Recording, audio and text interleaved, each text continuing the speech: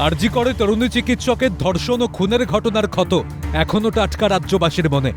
এই আবহে দক্ষিণ কলকাতার আইনের একটি কলেজের ভেতরে ছাত্রীকে গণধর্ষণের অভিযোগ উঠল। ঘটনায় জড়িত সন্দেহে ৩ জনকে গ্রেফতার করেছে কসবা থানার পুলিশ। ধৃতদের মধ্যে 2 জন ওই কলেজেরই ছাত্র এবং 1 জন কলেজের প্রাক্তনী বলে জানা গিয়েছে। ধৃতদের নাম মনোজিৎ মিশ্র, প্রমিত মুখোপাধ্যায় ও জাইদ আহমেদ। এদের মধ্যে মনোজিৎ ওই কলেজের প্রাক্তন ছাত্র, বাকিরা ওই কলেজের বর্তমান ছাত্র বলে জানা গিয়েছে। সূত্রের খবর, গত বুধবার দুপুরে কলেজে ফর্ম ফিল আপ করতে এসেছিলেন নির্যাতিতা। ফর্ম ফিল আপের পর ওই তরুণীকে কলেজের গার্লস সেক্রেটারি পদ পাইয়ে দেওয়ার প্রলোভন দেখিয়ে ইউনিয়ন রুমে ডেকে পাঠানো হয়।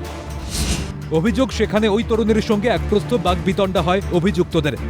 তরুণীর সঙ্গে আরও বেশ কয়েকজন সেখানে থাকলেও তাদেরকে চলে যেতে বলা হয়।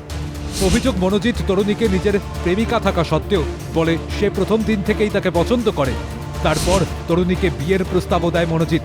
তরুণী নিজের প্রেমিক থাকায় সে মনোজিতের ওই প্রস্তাব প্রত্যাখ্যান করে।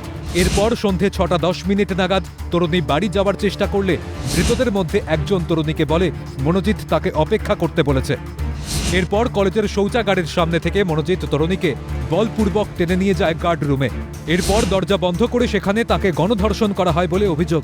গোটা ঘটনাটি প্রমিত তার মোবাইলে ক্যামেরাবন্দি করে।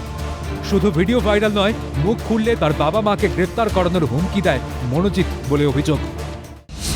নির্যাতিতার চিৎকার শুনে কলেজের নিরাপত্তারক্ষীরা সেখানে ছুটে এলে তাদেরও মেরে বের করে দেওয়া হয়।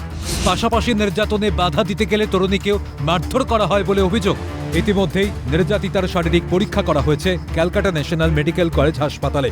এদিকে ঘটনার তদন্তে নেমে সংশ্লিষ্ট কলেজের সমস্ত সিসিটিভি ফুটেজ সংগ্রহ করেছেন তদন্তকারীরা। পাশাপাশি অভিযুক্তরা কোথা দিয়ে কলেজে ঢুকেছিল, ঘটনার পর কোথা দিয়ে তারা বেরিয়ে গেল তা জানার জন্য রাস্তার সিসিটিভি ফুটেজও সংগ্রহ করা হচ্ছে।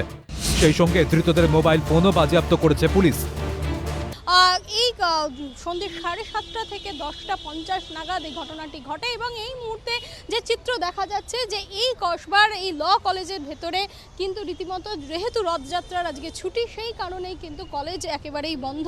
কিন্তু যেখানে ঘটনাস্থল সেই জায়গাটি কিন্তু কলকাতা পুলিশের তরফে ইতিমধ্যেই একেবারে সিল করে দেওয়া হয়েছে দরজা। আমরা দেখতেই পাচ্ছি সেই চিত্র। এবং শুধু তাই নয়, তার পাশাপাশি যে বিষয়গুলি জানা যাচ্ছে, এই ঘটনায় যে 3 জনকে গ্রেপ্তার করা হয়েছে তার মধ্যে একজন কিন্তু কলেজের প্রাক্তনী। শুক্রবার ধৃতদের আলিপুর পুলিশ আদালতে তোলা হলে আগামী মঙ্গলবার পর্যন্ত তাদের পুলিশ হেফাজতের নির্দেশ দেন বিচারক। 3 জনকে আমরা অ্যারেস্ট করে নিয়ে এসেছি। তার এফআইআর নেম অ্যাকিউজ। কোর্ট পুরোটা শুনেছেন। আমরা যা মেডিকেল এভিডেন্স আছে সেটা কোর্টকে দেখিয়েছি। লাইনের কোর্ট 1 জুলাই অবধি পুলিশ কাস্টাডি গ্রান্ট করেছে। বিষয় আমি পাইনি, এটা ওনাদের ভার্সন, আমি ওটা ট্র্যাপ দেখতে পাইনি। কিছুটা আছে, সেটা ইনভেস্টিগেশন সিডির পার্ট, ওটা সিডিতে থাক, সেটাই ভালো। অন্যদিকে অভিযুক্তদের আইনজীবী আজম খানের দাবি, রাজনৈতিক প্রতিহিংসার জেরে তার মক্কেলদের ফাঁসানো হয়েছে।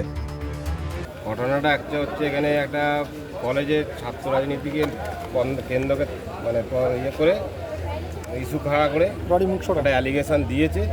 সেটা সাহেব বিচার করে মঙ্গলবার পর্যন্ত পিছিয়ে দিয়ে ঘটনাটা একটা জিএস কে হবে সেই তদন্ত, সেইকে কেন্দ্র করে একটা ইস্যু খাড়া করে একটা অ্যালিগেশন দিয়েছে। মেডিকেল তো হবে ম্যাডাম, রেপ কেসে মেডিকেল হয়েছে। মেডিকেল হওয়ার পরে তারপরে অ্যারেস্ট করেছে। অ্যারেস্ট করে এখন পিসি নিয়ে যাচ্ছে। এখন এই মুহূর্তে একদম সবে প্রাইমা ফেসি, একদিনে তদন্ত। এখন ডেভেলপমেন্ট কি হয় না হয় সেটা মঙ্গলবারে দেখা যাবে। কসবায় এই গণধর্ষণের ঘটনায় শহরের নিরাপত্তা ব্যবস্থা নিয়ে উঠছে প্রশ্ন। খাস কলকাতার বুকে এ ধরনের ঘটনা কি করে ঘটতে পারে? পুলিশ প্রশাসনের নিষ্ক্রিয়তার জন্যই কি এই ধরনের ঘটনা বারংবার ঘটছে রাজ্যে? প্রশ্ন ওয়াকিবহাল মহলের।